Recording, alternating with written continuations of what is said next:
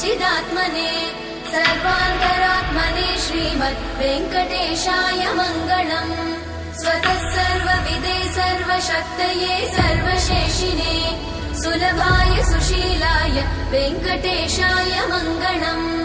परस्मै ब्रह्मणे पूर्णकामाय परमात्मने प्रयुञ्जे परतत्त्वाय वेङ्कटेशाय मङ्गलम्।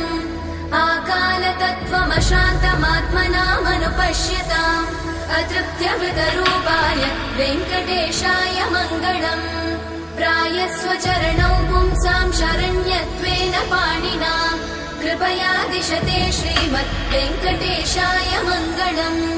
दयामृततरङ्गिण्यास्तरङ्गैरिव शीतलैः अपाङ्गैः सिञ्चते विश्वम् वेङ्कटेशाय मङ्गलम्।